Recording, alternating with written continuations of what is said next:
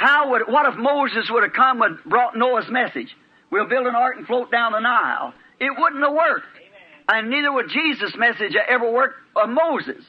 And neither will Wesley's message ever work in Luther, or Luther's message, vice versa.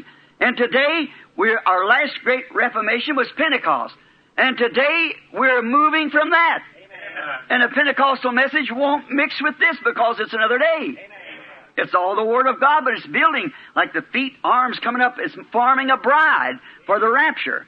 So you don't displace them people back there. They live to their message. All them will come out that was in the bride. Just like life going through a stalk of wheat. It leaves the wheat, the hull, but the wheat forms itself like the grain of wheat that fell in the ground. Here not long ago I was reading a book some German wrote in criticism. He said of all of the fanatics in the world, William Branham tops them all. He said, why, he's nothing but he's a magician. He does these things. See, the man not knowing, and then the man was a critic.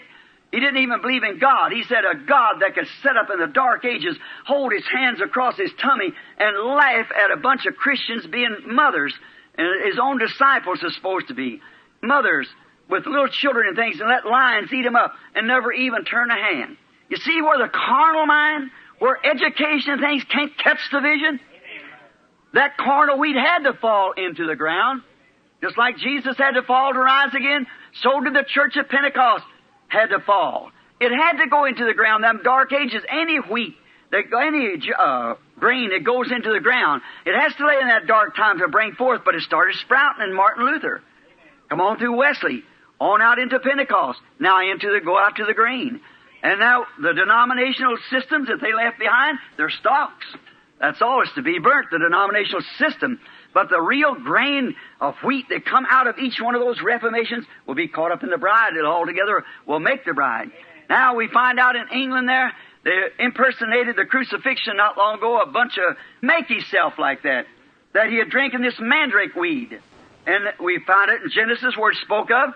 It's a weed like marijuana or something. It's found in the Orients there.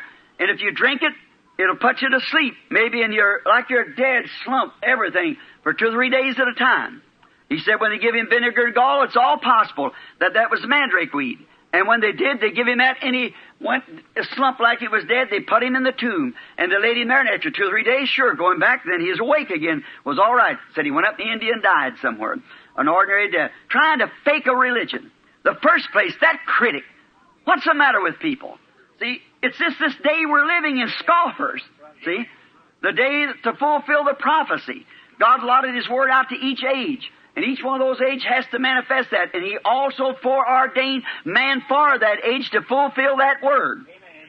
Every time He allotted His Word, He allotted the man for it. When He allotted Moses' time, He allotted Moses to it. When He allotted the time for the Son of God to be born, He allotted Him to it.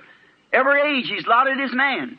Foreordained, as the Bible said, nothing is, if God's infinite, almighty, all-powerful, omnipresent, omniscient, why, He knowed all things from the beginning. So He knowed, there's nothing out of cater, it's just us that thinks it is.